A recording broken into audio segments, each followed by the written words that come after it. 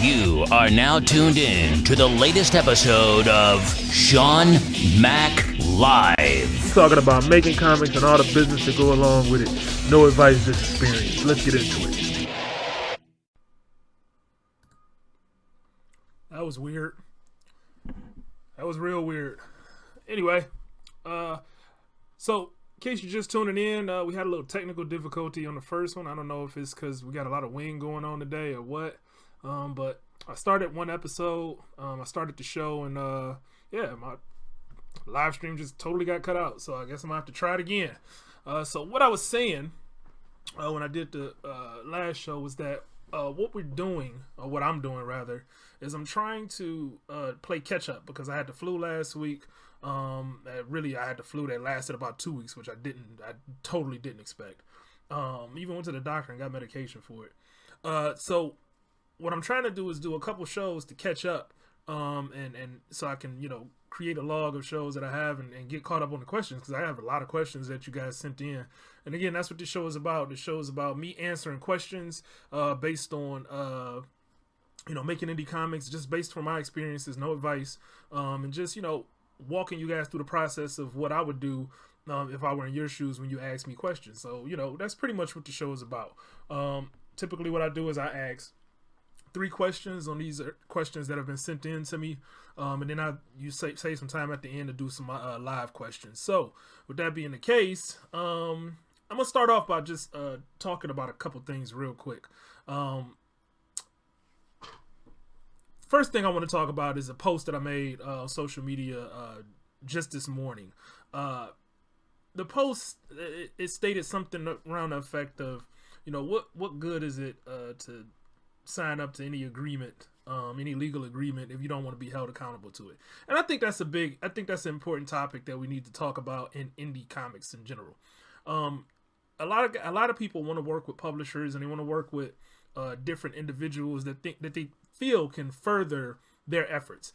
And what happens is a publisher or whoever is, basically whoever puts up money for things goes out of their way to have a contract written up, and they share the contract with them. They discuss the contract with them, and they hope, in the hopes that you take the contract or you take the agreement, you read the agreement, and you understand the principles that go along with the agreement. So everything that you're accountable for, everything they're accountable. At that time, that's when you're supposed to take the time to negotiate your points and negotiate the things that you want specifically within that agreement, if you're the creator. So if you don't like a contract that somebody is basically submitting to you, if you tell them that you want to work with them and somebody gives you a contract and you don't like the contract that they've given you, but you still want to work with them, what you're supposed to do is you're supposed to take that time to have them add what's called addendums. So you want to have addendums added to basically get the points across that you want, or just have the contract edited in general to make sure that the things that you want to see done are incorporated into that agreement. What happens though is that if you just want to hurry up and get things done and you don't read through the agreement, and the end result for you is to just sign on to the agreement that was already pre-written or written in general for you specifically, and you sign on to it, the reality of it is you're accountable for that agreement now. And what I'm seeing a lot, and I know it from a couple of my peers, and I know it's happened to me several times, is that the creators involved with those agreements, and this is indie, of course, the creators that's involved with those agreements, they get to a point where they decide that they don't want to stick to the terms of the agreement. That's crazy. That's crazy to me that actually happens, that people feel like, I don't like the way this agreement necessarily is going or how it's benefiting them at that time once, something comes up, and they decide that they don't want to stick to the terms of the agreement. And I really think that people need to really focus in on what actually is the purpose of the agreement in the first place, because it's a lot of time that goes into making those agreements. It's a lot of time that goes into discussing those agreements, a lot of time that goes into negotiating any kind of terms within the agreements. So once all that stuff is done, you would think that people would stick to that. Again, I understand things come up, things happen, but what I'm talking about is simple things like, hey, this is what the agreement is. This is the expectations that the publisher has. This is the expectations that the creator has. Let's stick to those agreements. To want to just change that in the middle of agreement or after a release take place, takes place, that's asinine. That's bad. That's bass backwards. Yes, I said that correct. That's bass backwards, and it just doesn't make any sense. So it would behoove you as an indie creator that if you are interested in working with another party on your IP to help you with your IP, and you decide that you want to sign on to an agreement, make sure the agreement is something that you want to be held accountable to. Otherwise, you're wasting everybody's time. Because the reality is this, and we see this a lot in indie comics. There are more things that indie creators will complain about, and I'm just being real, they will complain about than the publisher will complain about.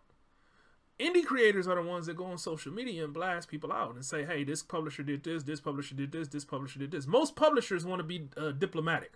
Most of them. Not all of them, but most of them. Most want to be diplomatic. They don't want to drag your name through the mud because, one, they understand marketing in most cases. And a publisher dragging somebody's name through a mud is not a good look for the publisher, regardless. It's like the line from Jay-Z, if I shoot you, I'm brainless. But if you shoot me, then you famous. Tell me what I'm supposed to do. So that's just a reality, and if you ain't into hip hop and you don't know that line from Jay-Z, I'm sorry. I listen to hip hop. Hey, that's me. I like hip hop and I'm a big Jay-Z fan. So look, the point that I'm trying to make is this. If you take the time to work with somebody to get an agreement made, make sure that the agreement that you settle on is the agreement that you agree to. If you don't agree to the terms in the agreement, don't sign it. Don't agree with it.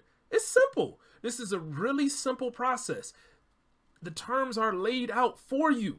They're laid out for you. It's up to you to make the decision to sign on to that agreement. It's kind of like a sentiment that I have with anybody that works in any kind of working environment, retail, whatever.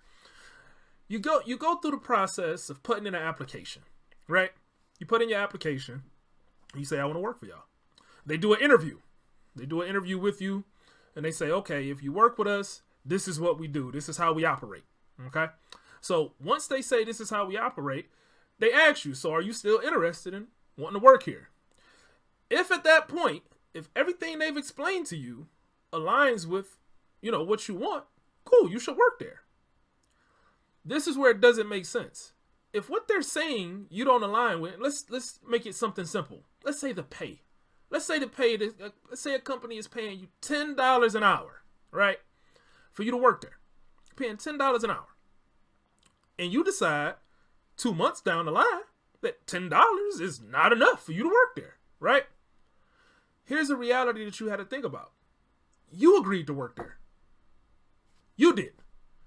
You agreed to those terms. You could have asked them for more money. They potentially could have told you no. But you agreed to those terms. So at what point, after you agree to those terms, is it that company's responsibility to pay you more money? Besides when, of course, when, raises and stuff come around, annuals and things like that, which is typical with any company. But if you agreed to the terms, how dare you try and hold that company accountable for saying that, they don't pay me enough? Well, you didn't have to work there.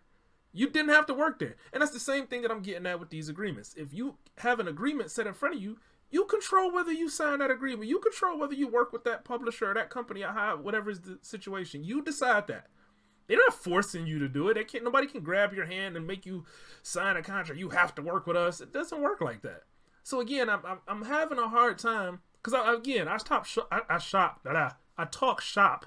Excuse me. With a lot of different publishers, and hearing some of these stories is kind of frustrating. Again, I've experienced some of it, not a lot, but talking to other publishers and things like that, it's quite alarming to hear, some of the stories that I've heard, and it's not just stories, because Greg Anderson Elise always tells me Sean has receipts. Well, these publishers got receipts too. We can see what the dialogue was. They show me. They don't give me just their version of the story. They show me the dialogue and things like that. And we do that with each other because at the end of the day, we understand each other. So, I hope that, if you're a creator, that you understand that the power in any negotiating terms is on you. It's not on anybody else. I mean, it's just a matter of you deciding that you're going to go with the terms or not. So, with that out of the way, because I want to talk about something off the top, let's get any questions for today. And I hope if anybody got any comments about that, feel free to we can talk about it in the comments, and I'll respond accordingly. And again, I'm gonna go through the questions that I have. I have 3 questions. I typically always have 3 questions that were sent in to me from you guys, and once I get done going through those, I'll take on any kind of questions that we have in the comment section. And beyond that, we'll just go from there. So I'm going to try and rapid fire through these today, because again, I want to wrap this up and I want to get to the next episode later on. So let's see what we got going on first. So the first question that we have for today comes from Lonzo Star. And Lonzo asks, is there anything I should be prepared for before I start doing Comic-Cons? So more context to this, because again, I've told you guys, if the question that comes across is super big, I only got this small word balloon that I can work in, so I edit them down. But I'll give context to the questions. I don't have a problem with that. But hopefully you guys can see that the questions that are asked, I only have a certain amount of room that I'm working with. So hopefully you guys can make the questions a little more compact and to the point. But some context behind this is Lonzo's been working on building his brand and building up his catalog and things like that, and he's preparing to go into doing conventions this year. And he told me specifically that he's signed up for more local cons. He want to start more on a local level, which the thing that I would say to be prepared for is that specifically is be prepared to do more local and more intimate cons.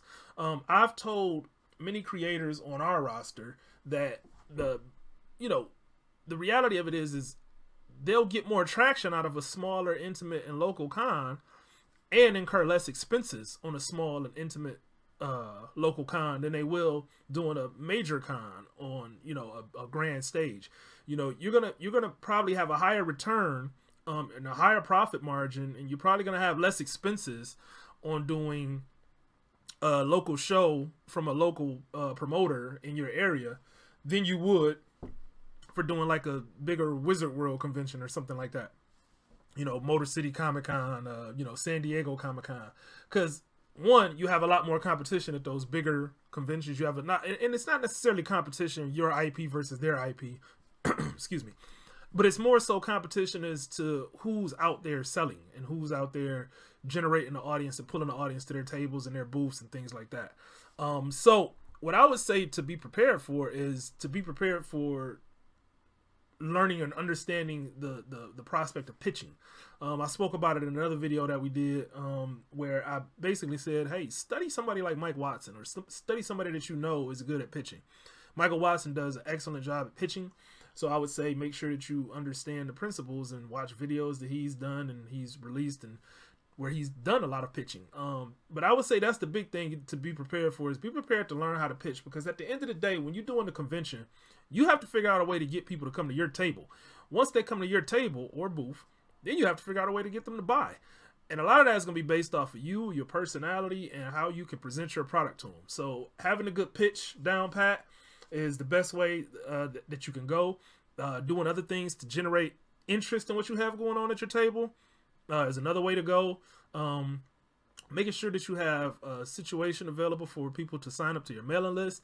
If you use Square as an example, if you use Square for like processing sales, whether it's cash or credit, you can actually add your mailing list right into your Square account. And instead of having a piece of paper at your table, you can actually just sign people up right through your Square account to your mailing list.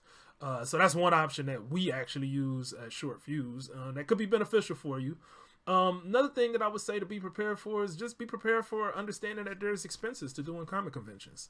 If you are not prepared for those expenses, then there's going to be some sticker shock once you hopefully reconcile your business for that convention and realize that you made less money than what you thought. Because a lot of times what I see from creators, and I've talked about this in detail online, is that most creators can't or don't seem to separate cost from revenue and profit. They're 3 totally different things. Cost and expenses need to be separated from your revenue to actually determine what your profit was, and that's just the reality. So if I was to use an example, I'm gonna just pull something out of thin air. Say it costs you $10, well, let's rephrase that. Let's say it costs you $3 to print your book, and you're selling your book for, let's say, $5. Well, you already know that for every book that you sold, you're making $2 profit, okay? Because it cost you $3 to print your book, and you sold it for $5. So you got $2 profit. So your revenue was $5, your cost was $3, and then your profit is, for every book that's actually sold, is $2. So that's the breakdown. Okay, so when you add in conventions and things into the mix, well, then you got table fees, because it costs to rent the table. If you have to travel out of state, then you got travel expenses. If you have lodging that you have to pay for, then you got lodging expenses. So the food that you use during that outing, all of these are expenses that you have to factor in. So if your total expenses for your convention, let's say your print cost, for your books and whatever other merchandise that you have, and let's say your table fee and your hotel fee and your, let's say your travel expenses, gas or rental cars, whatever your travel expenses are. Let's say that totals up to $300. Well, your sales, remember, are only $2 off of each book. So besides whatever other product that you have to realize that, those sales need to overshadow the amount of the expenses that you had in order for you to be profitable. Every book sale that you make, so you go in there and you sell 30 books at $5 a pop. That doesn't necessarily mean you made a profit. You get what I mean? So hopefully that makes sense. And that's the shotgun answer. Just to be prepared. It's a laundry list of things to be prepared for. But I would say you're starting off well by focusing on smaller cons. I wouldn't suggest starting off on larger cons unless you're excellent at pitching, and excellent at driving traffic to your table. But doing Comic Cons is a big step, and it's a rewarding experience, and it can be tons and tons of fun. Another thing that I would say is make sure that you are personable, approachable. Make sure you smile. Don't have your head down, and make sure that you always focused on the team. Me specifically, when I do conventions, I invested in a rack. I wanted to have a big giant rack because I don't personally believe in tables. I don't want to sit at a table and have somebody walk up to me and talk to me while I'm sitting down. I think that I should be standing and just be inviting. And to each their own, but that's just how I personally look at it. So, and I know everybody can't have a rack full of books or anything like that. But whatever you got to do to make yourself stand out. My personal thing is making sure that I'm standing up, is what you need to work on to make sure you have a good show. So, appreciate the question, Lonzo. Hopefully that made sense. If not, feel free to shoot me another question and we can go from there. As you always do, because I answer all your questions, but I'm trying to get more in the habit of saving the questions that I get for the show so I can have more content for the show. So, appreciate your question again, Lonzo, and we're going to move right along to the next question. So, let's see. The next question that we have today came from Jay Sloan. And Jay Sloan asks, do you have any suggestions on the best route for copywriting characters? And this was an interesting question. Again, just to give more context, because this was another longer question and I condensed down a bit. Jay was asking a question on if it was a better practice to copyright each individual character that he had on his, within his comics universe, or was it a better practice to copyright the book, the actual book, and in the hopes of that all of the characters that's included in the book being a part of that copyright. So the way he asked it was, do you have any suggestions on the best route for copywriting characters? So I don't want to focus on the way it was asked. So my response to that is that we live in a totally different age than what we used to live in, as far as copyrights. And again, anything that I say is this is not advice. This is just what I've seen in my experiences. So first thing about copyrights you need to understand is how copyrights work. A copyright is generated as soon as you create something, period. It doesn't have to be registered or anything. What people seem to not understand the difference between what a copyright is and a registered copyright. Now, a registered copyright is what you send off to the U.S. government or whatever, or the Library of Congress and all that, and you get it on file that I have this copyright for this character, whatever. The reality, back in the older days, what people used to do is a thing called a poor man's copyright. And what the poor man's copyright was that they would take the image of whatever thing they wanted to copyright, and they would just put it in the envelope, mail it back to themselves, and never open it. So if it ever came up in a court that they had to prove that they owned it, that letter that they had in the mail, they can open the court, which then goes on file because it's on record at that point. They will open it in the courtroom with the stamp, the date stamped on it, and that was how they proved that they had created the characters, just in case somebody stole or anything like that. So we live in a different age now, though, than back when people were doing that. I mean, we live in a digital age where it's social media, it's email, it's all kind of things. And the reality of it is I've actually been into a courtroom. So when I say what I'm about to say, I don't need a bunch of people going in the comments saying, "Oh, he doesn't know what he's talking about." Again, this is just my experience. Your experience may be different, and that's fine. That's perfectly fine. I've actually been in a courtroom on this, and had to actually have a judge render a verdict on a situation that I was involved with. And basically, my understanding was that any documentation, it's the same thing with agreements too, contracts. I want to keep that in mind. It's the same thing with contracts too, because I've been in court on that too. Anything that can be proven as established entity and ownership with a date matters in a court of law. If you can prove it.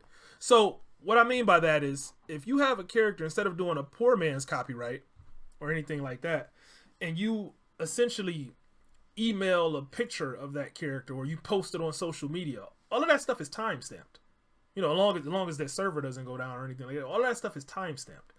So all of that stuff is time stamped. So you have a character name, let's just use as an example, you have a character name Ice. You had a character named Ice, and I know that name is probably used, but we're going to use Ice. You have a character named Ice, and you've published this character as in a form of email or social media, and you've proven that, hey, this character exists. At any point, if someone if now you won't probably be able to sue somebody else, but if any point somebody tries to sue you and say that you stole their character, unless they have proof that you stole their character, you could always use these timestamps to say, this is when I created the character. Hopefully that makes sense. Another thing that you can do, another thing that you can factor in, is publish work. If you publish a book with those characters in it, again, copyright is established upon creation. So if you published a book in 2016 that was called Ice and it had your character Ice in it, and at some point somebody later on comes and tries to say, hey, you stole their character, and unless their information that is similar to your character is established, pre-established with, again, an existing date, as well as some kind of proof that they were aware of you, or you were aware of them, then it's kind of like a losing battle in court for them. Just to give a little context. So again, I know we're going to have the Facebook lawyers, we're going to have the social media lawyers that come in and say, oh no, that's not accurate. Again, I can only go based off of my experiences, and me answering the question is based off my experiences. And in those experiences, I have actually been in court where litigation came up, and the reality was, as long as it was proven that this took place and that this creator was already, this character was already established, then it held up in court. Then at that point, it actually became legal because it's on record in court. So hopefully that makes sense. Again, at the end of the day, you want to do as much as you can to protect your characters. So yeah, if you have, sending them off to be copywritten, Library of Congress, or Googling up the process, or actually, doing copyrights is something I would definitely recommend. I don't have ownership of any characters at Short Fuse, with the exception of one, which I actually did a copyright on. And I actually had the rights of the character transferred over to me when someone else owned the copyright. So, I haven't had a lot of experience with copyrights. I know I have a couple creators on my roster that have done that. So, it's just a matter of which route is best for you. That's what I would say. I would say which route is best for you. But again, I would say go to the max, copyright it, do whatever you need to do, and just, if you could copyright the entire book, that'd probably be a good option too. But just, do what's best for you. But it can go either way. There is no one path on how to do it. Long story short, there is no one path. So, Jay, I hope that answered your question. Not sure if it did. Again, it's just my experience. It's not definitive answers. Everybody, long story short, you're still gonna have to do your due diligence, even if I can answer your question. I'm just trying to give you a couple pearls to help you along the way. Okay, so I appreciate the question, bud, and we'll jump to the next question so I can try and wrap this up. So let's see. The next question that we have came from Nate Olson. I might have said that wrong. Sorry, Nate, if I did. I know Nate is right. I can't get Nate wrong. So if I got Nate wrong, then something's wrong with me. So let's see. Nate's question. Nate asks, what are the...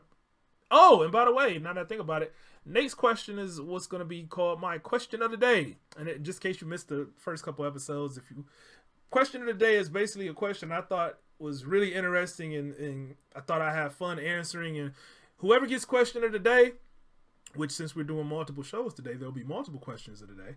Whoever gets question of the day, they get some free swag. They get some free swag for participating because I really appreciate it. Because again, each question gives me more content for these videos. So Nate, you're coming in with question of the day, so I'll be sending you a message with some info for you to redeem your free swag, and we can go from there. So let's see. Nate's question was, what are the pros and cons of publishing under your name versus a sole proprietorship? Oh, good old-fashioned business questions. I love it. I love it. I love it. I love it.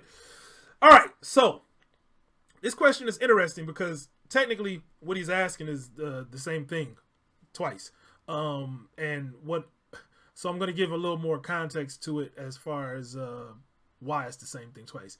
What a sole proprietorship is basically just your name.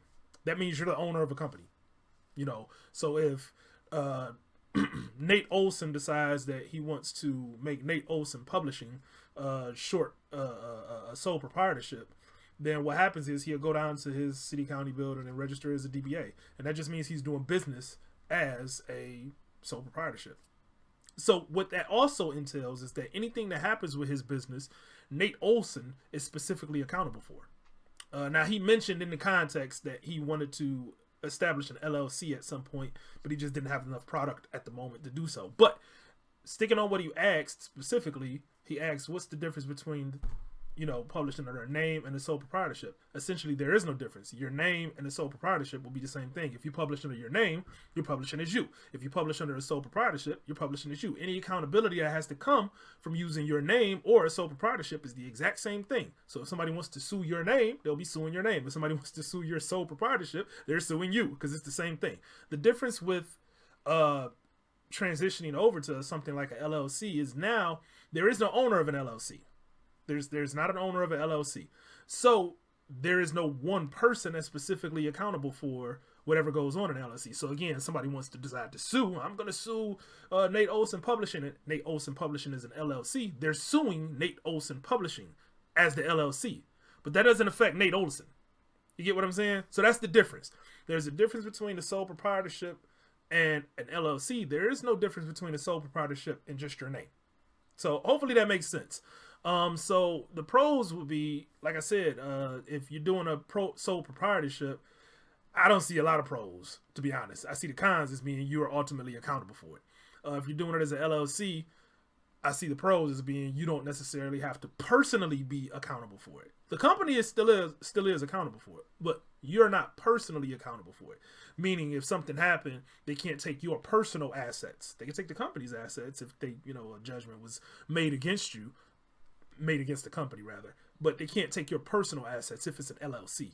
If it's a sole proprietorship, yeah, they can come after you, your personal assets, and things of that nature.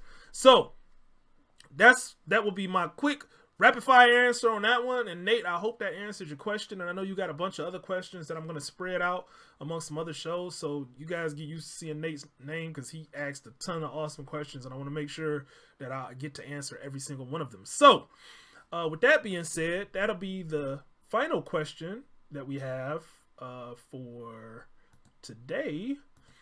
For our show, for the first show today. And again, like I said at the beginning, if anybody had any live questions, be sure to answer them, but I don't see that I have any. So Cool beans, right? Cool beans. That make the show quick. Like I said, I want to make a quick show. So since I had a quick show and I don't have any live questions, I know I usually would stick around, but I figured you guys had a lot of time to fire them in, and maybe I just don't have the audience right now, and that's cool because I'm doing multiple shows and I've been gone for a couple of weeks, so I know the audience wouldn't be as big as it was before, but hey, I'm okay with that. So beyond that, I'll do a couple quick shout outs. I see Nigel Flood chimed in. What's going on, Nigel? Rodney Lockett, thank you for joining. Joe DeSantos, thank you for joining. Chuck, I don't know how to pronounce your last name, and I don't want to call you Pino or something like that, but Big Chuck, you know who you are. Thank you for joining. Michael K. Easton, thanks for joining.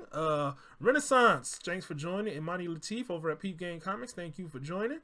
Newton, thanks for joining. Marvin Wynn, thanks for joining. Dustin, what's good? Stephanie Maynard, what's good? Jean D.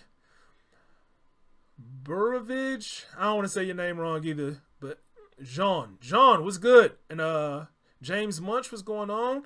My guy Giacomo, what's good? Ronald D. Hicks, what's poppin'? Thanks for tuning in. Carlito, my guy Carlito, I talked about him on one of my episodes too. Thank you for joining. Daniel Caliber, thanks for joining. He said, welcome back. Glad to be back. Nigel Flood also said, I'm glad you're feeling better. Yeah, I'm getting there. Not 100%, but I'm getting there. LaShawn Colvin, the Queen, thanks for joining. And Travis Gibb, my guy, thanks for joining. Picture soon. Email coming soon to you, bud. So, with that being said, I'm going to go and sign off from here. Like I said, I got to run a couple errands. After I get done running my errands, hopefully, I'll be able to jump in and do another episode. And we get to episode number 4. By the end of this weekend, my goal is to get to at least to episode number 6. But I want to get higher if I can. So I got a ton of questions already, even if you guys don't chime in with live questions. I have a ton of questions already lined up that people sent in. So I want to just try and get through as many of those questions as possible. So I'm going to wrap this one up. And I'm going to sign off. And I'll talk to you guys later.